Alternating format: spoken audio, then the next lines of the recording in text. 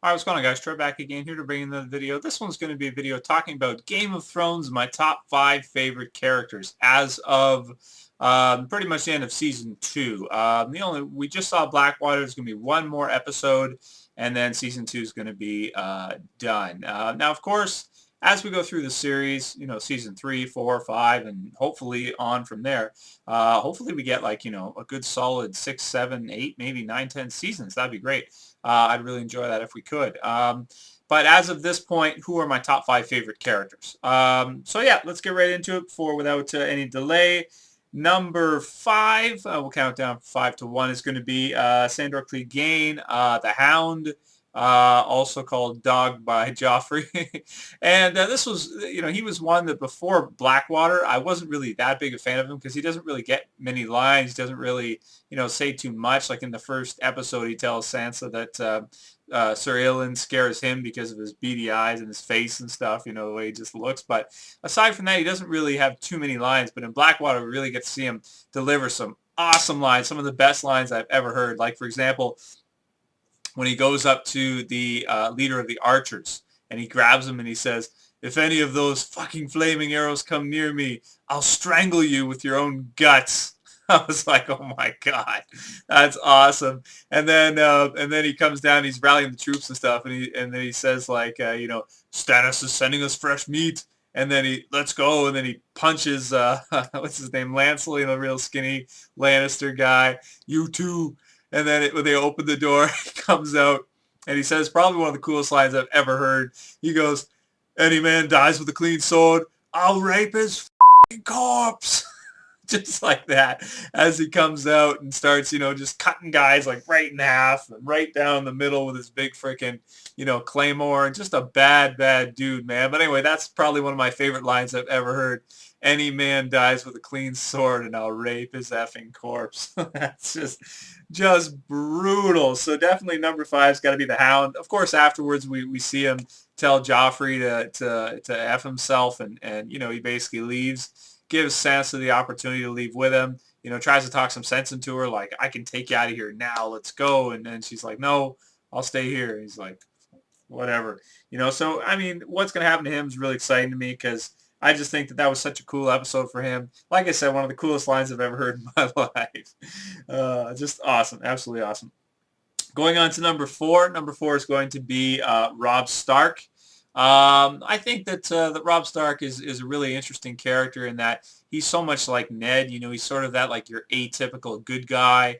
We don't know too many details about his personality aside from the fact that he is, an honorable type guy. When they catch spies from the Lannister side, he doesn't necessarily kill them. He, uses it to his advantage. I like the fact, I think it's really cool that he fights with his wolf. I mean, his direwolf, that's really cool. The fact that he was able to capture Jaime, the fact that he was able to, even though he's outnumbered, possibly, his guys don't have as great equipment as the Lannisters and everything like that. He's still able to sort of outsmart him and everything that he's able to do. And the fact that he's young and still doing it, I think that's pretty amazing. Obviously, now he's in some dire straits because his mom let Jaime go. So stupid, so cat, so dumb, and he's got a hot girl too, so it all works out. So how can you not like Robb Stark carrying the mantle after Ned Stark in the series? So one of my favorite characters definitely has to be Robb Stark. Number 3 is going to be Stannis Baratheon. I absolutely love Stannis. I know he's supposed to be a bad guy. Like when you see him in his scenes and stuff, they play like real dark music and stuff. But I don't see him as a bad guy at all, as being evil or anything. He's not really evil. He's not really bad. He's not really anything. Because if you think about it, yes, did he have Melisandre create a shadow demon child that killed his brother? Yes. But he had to do that. And Renly was out of line, not Stannis. Renly's a nice guy, and he's all kind and all that stuff. But he was out of line. Stannis is next in line. Stannis didn't do that when, Robert Baratheon wanted to be king. He wasn't like, "No, I'll be a better king than you," and try to... No, he respected that his elder brother was going to do that and, supported him, fought with him, alongside him to help him, get the Iron Throne.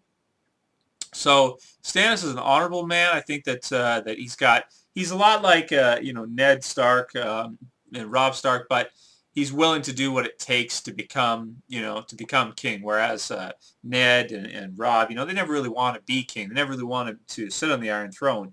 They just sort of are so honorable that they kind of fall into going to get it. Well, Robb's not trying to get it. Ned wasn't really trying to get either, but they fall into situations around it because of their honor and that kind of stuff. Stannis, in the last episode, Blackwater, one of the coolest, probably the best episode in all of Game of Thrones, in my opinion. I love the fact that after the wildfire goes off and everything, his lines after that, and he tells his men, come with me and take the city. And then he jumps in the boat and, right at the front of the boat, while they're rowing and ready with his sword and just like looks on ominously, just ready to go. And then as soon as they hit the shore, he's the first one foot on sand and out he goes. First one up the ladder, get the ladders up. And then they put them all up. Just awesome. Comes up, is killing guys. Doesn't even use a shield, just using his sword and just all the tactics and, led men into battle several times. I mean, that's a leader, a guy that goes at the front, not like Joffrey where he, who's going to follow him, but Stannis, yeah, I mean, you see a guy like that and you go, I'm going to follow that guy because he's right at the front. He's risking his own life before anybody else's, and a real cool line is when one of his men says to him, he's like, but sir, the wildfire, hundreds will die. And then Stannis just kind of is like, thousands, and he walks out, and it's just such a cool character, Stannis. And again, he's not evil. It is his by right. The Iron Throne. Joffrey has no claim to it. He's not a Baratheon. Stannis is next in line. So I see him actually as a good guy. I don't really see him as a bad guy. I don't know why. I mean, the Lannisters aren't good guys, that's for sure. But they sort of portray Stannis as being really dark and like he's evil type thing. But I don't see it that way. I don't see him as being that way. Be interesting to see in season 3 what they do with Melisandre and whether or not, a lot of people think maybe because he sent Melisandre back and then the wildfire worked, maybe if she was there, things would have been different. They could have won. I mean, who knows? Definitely a possibility. And I think that would have been cool to see too. But again, I like Tyrion too, so I kind of want to see both Stannis and Tyrion make it out alive. I also like when they're dragging him away, his men have to literally like drag Stannis away. And he's like, stand and fight. He's just, man, such a cool character. Definitely one of my favorite characters in all of Game of Thrones. Number 2 is going to be Tyrion Lannister. Tyrion is probably, in terms of, coverage in the show, has had the most time of any other character. He's the closest thing to a main character that we get overall for the first 2 seasons because obviously, Ned not being in the second season. Before that, I'd say Ned Stark is probably the main character or was the main character of Game of Thrones that we follow. Even though there's different storylines going on, there are certain ones that are going to be followed, spend more time on than others.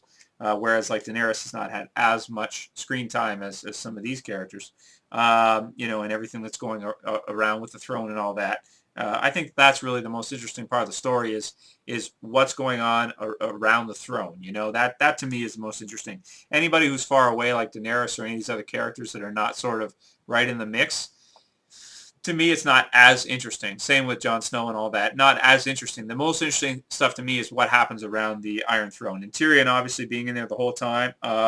Well, actually, I can't say that all the way through because I think his scenes were always interesting when he was trapped in the Sky Cell. Everything that happened with him and meeting Bronn and, barely getting out of there. He's just a great character. He's not a bad guy. He is a good guy, but he's willing to do what it takes to survive. And he's sort of your unlikely hero, your unlikely protagonist, seeing as how he's a dwarf and he's not the best at defending himself. He's not the toughest. He's not like Jaime Lannister who can, beat almost anybody or, any of these characters like Ned who can stand toe to toe with anybody. So yeah, unlikely hero. But, and at the beginning too, again, him as a character, you wouldn't think that he would survive that long if other characters are dying off. But again, he's got that wit, and I think he's pretty funny too. He's cracked some really good jokes throughout the show, and just a great character, as close as we have right now to a central character or a protagonist, even though there's so many. And finally, number 1, my favorite character for Game of Thrones has to be Ned Stark. Absolutely. Yes, he hasn't been in season 2. Has he been missed? I think so. I think that everybody who watched the show for the first, 8 or 9 episodes is going to miss Ned going forward. But, at the same time, it's still a great show. There's a lot of other great characters, too, that have come in. Robb has sort of filled his shoes, so to speak, as like the main Stark, so to speak, that can really, do something about what happened. Also, what happened to him, I don't want to spoil anything, changes how we look at the Lannisters and really sets up Joffrey as like the ultimate villain in any series or any story. Because if you think about it, the villain never really defeats the protagonist, the hero. Almost never. It never happens. The Joker never is able to finally shoot Batman and kill him. Maybe, yeah, a character like Bane did beat Batman, but then, he didn't absolutely kill him. He didn't kill Bruce Wayne. It's one of those types of situations where, you know, it really does some interesting things to the viewer or the reader, because having a character like the main hero who's a good guy and you always think is going to win in the end just get throttled, and then the unexpected that you never imagined happens. And it just does a lot of things. It sets up these guys who had a part of it. Anyone who had a part of it as being like the most evil characters, because we follow him. We follow him and what happens to him. We meet his family in the first episode. We see him do his thing where he beheads the traitor from the Night's Watch that leaves because of the White Walkers. And that's a really cool scene, too. He's got the Claymore, and Sean Bean obviously does a great job. He's a great actor. Just a really cool scene when he beheads him and everything, and how they talk about honor and why the man who passes the sentence should wield the sword. And it's funny because then later on, Joffrey doesn't do it. You know what I mean? And just an honorable man. And I think it's kind of sets up the story very interestingly in Game of Thrones, or A Song of Ice and Fire, that the main character and the good guy can't make it in the story. And I think that sets it apart. At first I was kind of like thinking to myself, do I like A Song of Ice and Fire? Do I like Game of Thrones? Maybe I don't, because I don't like to see the bad guy win. But I think that, when I actually think about it, in terms of natural rules and stuff, everything in the storybooks and what we read about a protagonist, the good guy winning and beating the bad guy, is that unrealistic? I think it kind of is, because I think if you think about the real world, the people that get on top in the real world are not the nicest dudes. You know what I mean? Some of them can be, but a lot of them have to, step on people to get where they're at. They have to rip people off. You think of the business world, like companies like Nike, for example. You got kids in sweatshops making like 10 cents an hour. Then they turn around and sell the shoes for $100. You know what I mean? To people and these shoes probably cost like $4 to put together, $5, $6, $7, $8, $10 to put together, and they're going to turn around and sell them for $100. A good person will probably give that worker like $5 an hour, $4 an hour, and at least like minimum wage, and sell them for like a profit of like $30, $40. And when you think about that, just from that perspective, is a company like Nike that gouges, because really what they're doing is they're gouging, right? Their whole business model is gouging. That's evil. You know what I mean? That's really evil. That's evil to the workers. That's evil to the customers, but it works better than any other business model. Because think about advertising. If you're going to make that much money, you can take all that money you're making and pour it into advertising. And even though a person can go to Zellers, or in the States you'll have like Target and stuff, and buy a pair of shoes for $30 that might be better than Nike shoes or whatever, because Nike is making so much money, they can advertise and they can crush these little companies that, offer a better priced product, but because they don't have as much money, they can't get that advertising and have Air Jordans and have all this different stuff. Now, that's just one example. I mean, there's so many more than that. You've got like insider trading on the stock market, all this kind of stuff. But the point of what I'm saying is that in the real world, okay, the good guy doesn't do as well as the bad guy. And unfortunately, that's true. Like even when I got my first job and stuff, I was raised to be like this, like a good person, yada, yada, all this stuff, never lie, never do any of this kind of stuff. And while I always try to stick to that, I noticed just through meeting other people in the business world, Not going to mention any jobs I've had, but I've noticed a lot of the people that do the best in the business world become managers or, start their own thing or whatever they're doing.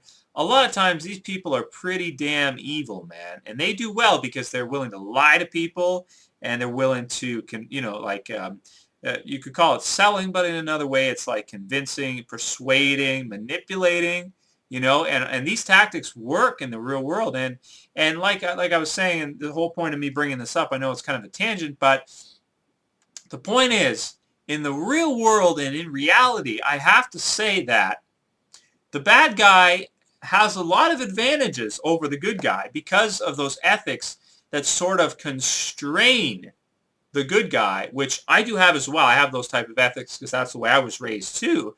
But I've noticed that people who don't have those, in terms of, they will screw over anybody. And a lot of times, they get into positions like that because they weasel their way in and they do stuff and they rip people off. And the point of what I'm saying is that, in reality, I think that probably a guy who does not have ethics and is villainous and will do what it takes, whatever it is probably more likely to become king or to do the stuff that Joffrey's done, or, Cersei and all these people lying and, killing those around them and this kind of stuff. Sad truth, but in reality, I think it is. So, unfortunately, the good guy, Ned Stark, or atypical good guy, can't make it in the real world. It's unrealistic, unfortunately, for a good guy to be able to beat bad guys in that type of situation. Plus, there's more to it than just that, obviously. I'm generalizing quite a bit, but he came from Winterfell. He wasn't in, King's Landing the whole time. He didn't really know what the hell was going on down there. He kind of discovered things, but he was new. He wasn't really, he's new in town. He's a new guy in town. He doesn't really know too much about the characters, and he's kind of too trusting. Again, when he could have swore fealty to Joffrey, he didn't. Said he wouldn't do it. So, and he does have a little bit of faults too. Like he does have a temper. And he's not the smartest guy because he does make some decisions here and there that aren't the greatest. But definitely, above all else, he's honorable, and he's our atypical good guy, I'd like to say, protagonist. And it just doesn't work in Game of Thrones. But he's still my favorite character. So to go over it again, my top 5 favorite Game of Thrones characters: number 5, the Hound; number 4, Robb Stark; number 3, Stannis Baratheon; number 2, Tyrion Lannister; and number 1, Lord Eddard Stark of Winterfell and Warden of the North. Later, guys. Peace.